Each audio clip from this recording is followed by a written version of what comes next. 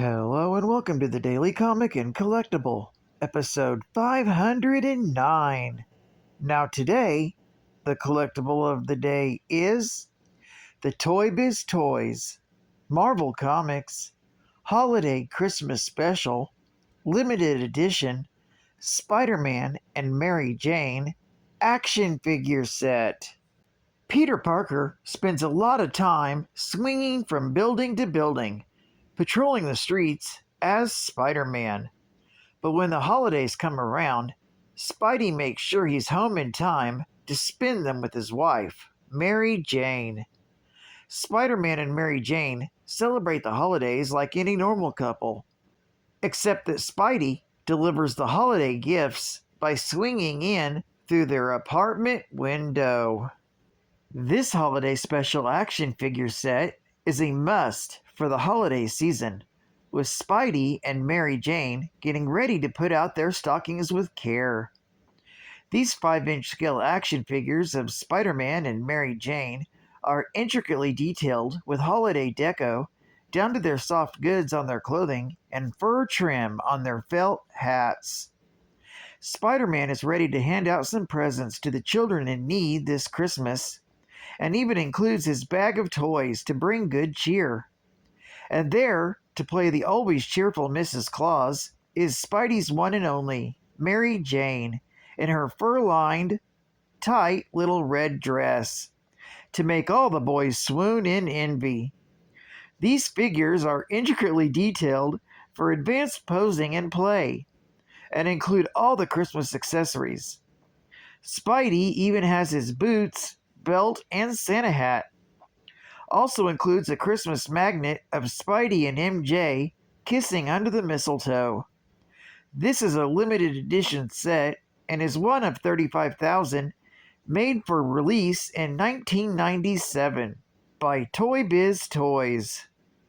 Now, the comic of the day is Web of Spider-Man, Volume 1, Issue number 24, with a cover date of March 1987, with story by David Michelini and Lynn Kaminsky, art by Del Barros, and cover by Kyle Baker. This issue is titled High Stakes. The story opens with Peter Parker accompanying his Aunt May and her tenants on a trip to Atlantic City. In one of the casinos, Peter and May watch as Nathan Levinsky gambles. Peter's aunt is worried about Nathan's gambling, an obsession she hasn't seen before. Losing money, Nathan insists to May that he needs to win back the money he's already lost, saying he will catch up with her and the others later. May is upset by this, but Victor Palmero tries to cheer her up.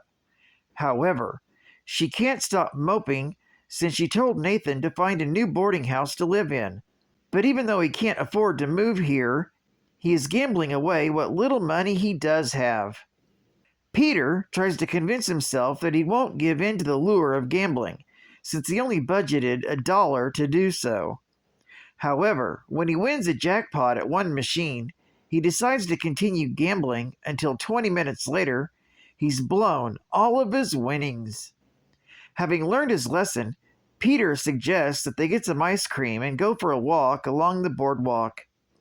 Aunt May likes this idea, but the Palmeros decide to stay at the casino to see if there are any bingo tables.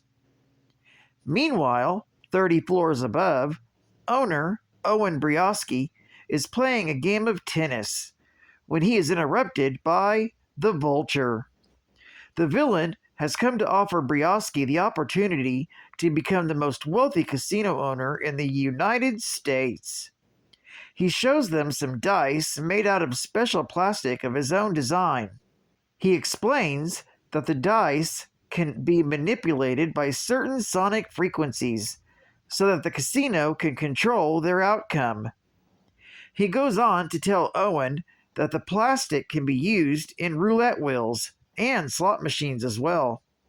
However, Briosky becomes disinterested when the Vulture offers to sell this plastic to him for $1 million, and orders his men to kick him out. At that moment on the boardwalk, Aunt May is telling her nephew how much she appreciates all the time he has been spending with her recently. Suddenly, Peter's spider sense goes off, turning his attention to the upper floors of the casino. He sees a chair fly out the window and crashes to the ground below. Peter considers going to investigate, but decides against it since he's going to be retiring from his career as Spider-Man.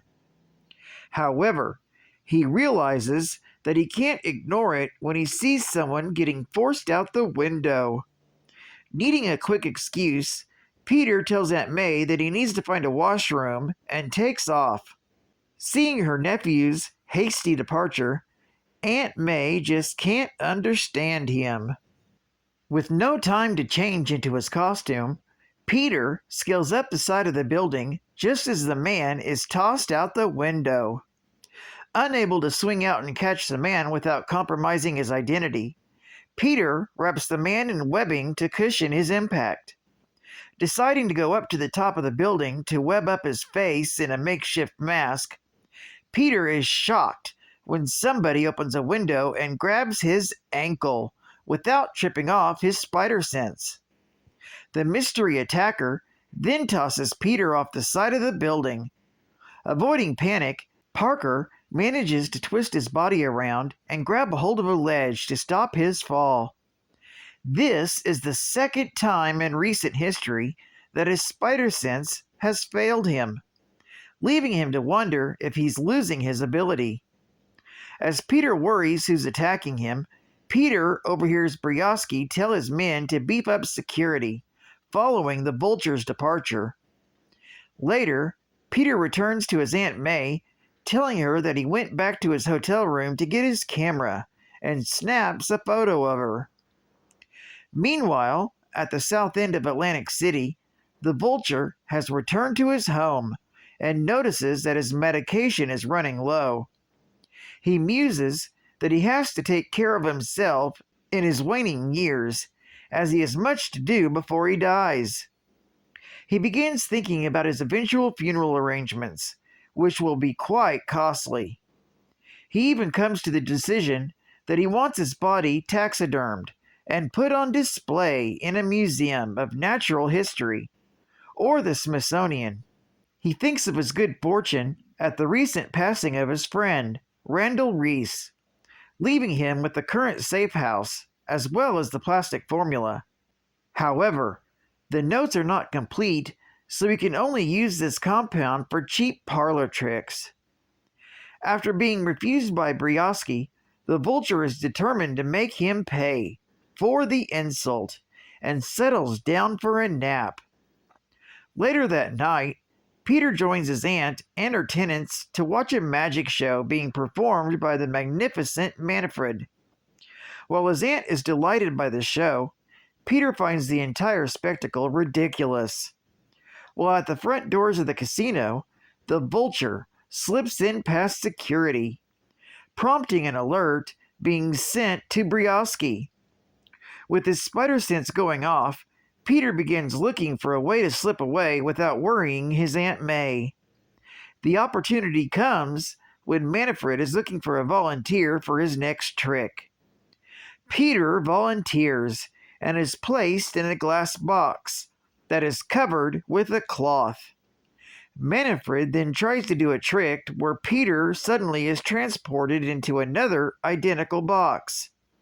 But when the cloth is pulled, both boxes are empty. Changing into Spider-Man, Peter swings out onto the casino floor when the Vulture is trashing the place. Two guards try to catch the villain, but he easily swats them away. That is when Spider-Man catches up to the villain. While they're sparring, the Vulture picks up a roulette table and tosses it at the wall crawler. He dodges it, but it strikes a massive slot machine being used by two patrons, who did not have the sense to flee. While the wall crawler is bracing the slot machine, although the two patrons manage to flee, the momentary distraction allows the Vulture to strike the hero. Soon, their battle is interrupted by the arrival of the Hobgoblin, who was hired by Briosky to protect the casino. The Hobgoblin's surprise attack strikes fear into the Vulture, who flees for his life.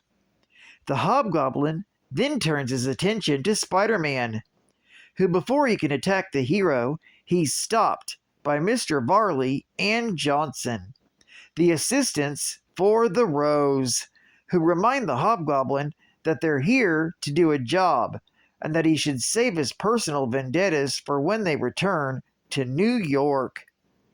The Hobgoblin complies, warning Spider-Man that he will kill the wall crawler when next they meet.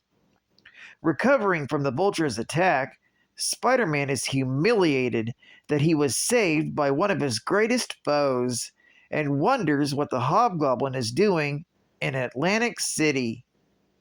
Not far away, Briosky thanks the Rose for his assistance. The crime boss assures him that the Vulture will not bother him further, and that Spider-Man's involvement was merely a coincidence. With their job over, the Rose collects his minions and heads back to New York City. The next day, Peter and his Aunt May are taking a bus back to New York. On the ride back, Peter can't help but think about the troubles he's been having with his spider sense. His recent argument with Joy Mercado, and his questions as to why the Hobgoblin was in Atlantic City. He fears that all this will come to a head sooner or later. He tries to be optimistic, thinking that maybe everything will work out for him in the end, but he can't even convince himself of that. This story is continued in Web of Spider-Man, issue number 25. Geek Fact: this issue is considered a key issue, being the second cameo appearance of Eddie Brock with his shadowy hand. Bonus Geek Fact: Aunt May asks Nathan to move out in Web of Spider-Man, issue number 19. This was because she was upset that he opened the blinds after a botched home invasion, allowing a police sniper to shoot one of the youths who broke in. That happened in Peter Parker, Spectacular Spider-Man, issue number 113, from April of 1986. Advertising Ad Fact: Altogether awesome, dude! It's totally Jolly Rancher Murray, the hot team for 1986. Check out the most rad freestyle and BMX racing team going, with the big names: Brad Birdwell, NBL National #1, and Todd Corbett, NBL National #1, and Kevin Foss and Mark Darnell. Free flying, freestyle, and intense. Get ready for a good licking. Leaf by Murray. And final Geek Fact: Peter Parker had decided to retire as Spider-Man in Amazing Spider-Man, issue number 275, from April of 1986. Peter is tired of being Spider-Man after so many innocent people were hurt on his watch. Notably, Uncle Ben and Gwen Stacy during his battle with the Green Goblin. However, when Flash Thompson is framed for crimes committed by the Hobgoblin in Amazing Spider-Man, issue number 276, in May of 1986, he vows to come out of retirement to clear Flash's name. Well, I'd like to thank you for joining me for another Daily Comic and Collectible, and I hope to see you again tomorrow. This is Cat Fan Comics Man, and I'll catch you on the flip. Over and out.